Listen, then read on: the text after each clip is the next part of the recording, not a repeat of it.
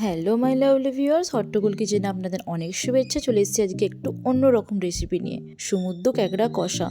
তো চলো, যারা যারা কাঁকড়া খেতে ভালোবাসো ঝটপট শুরু করা যাক। এখানে আমি নিয়ে নিয়েছি বড় সাইজের 3টে কাঁকড়াকে বেছে ভালো করে আমি ধুয়ে নিয়েছি। এবার কাঁকড়ার মধ্যে যে মোটা দানাটা আছে সেটা আমি একটা হামালদিস্তার ডান্ডার সাহায্যে এইভাবে ভেঙে নিয়েছি হালকা করে। এবার আমি ওই কাঁকড়াগুলোকে সামান্য হলুদ ও সামান্য নুন দিয়ে ম্যারিনেট করে রাখবো। আর হ্যাঁ, আমি কাঁকড়ার ঘিটাকে আলাদা করে একটা বাটিতে নিয়ে নিয়েছি। আজকে পুরো রান্নাটা আমি করে নেব সর্ষের তেলে।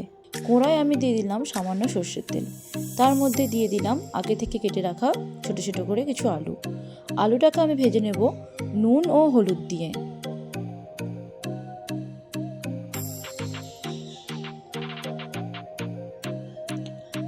আলুটাকে আমি একটু গোল্ডেন ব্রাউন করে ভেজে তুলে রাখবো। এখন আলুটা আমার ভাজা কমপ্লিট, এটাকে আমি এখন তুলে নেব।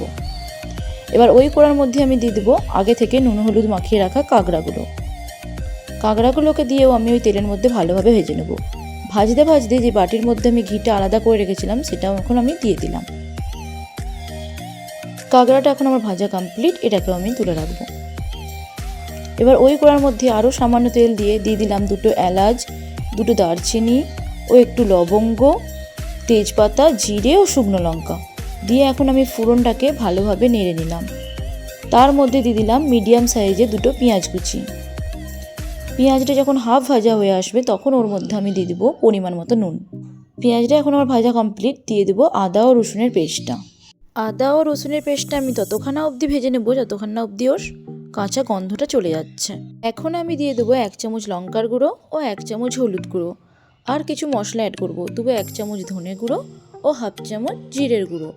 সামান্য পরিমাণ জল দিয়ে আমি মশলাটা ভালো করে কষিয়ে নেব যতক্ষণ না অবধি মশলা থেকে তেল ছেড়ে যাচ্ছে।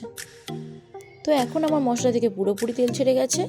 এবার আমি দিয়ে দিলাম আগে থেকে কেটে রাখা টমেটোটা যখন পুরোপুরিভাবে গলে আসবে তখন আমি দিয়ে দেবো এর মধ্যে আগে থেকে ভেজে রাখা কাঁকড়া ও আলু ও কাঁকড়া দিয়ে আমি আরও একবার মশলার সাথে ভালোভাবে কষিয়ে নেব।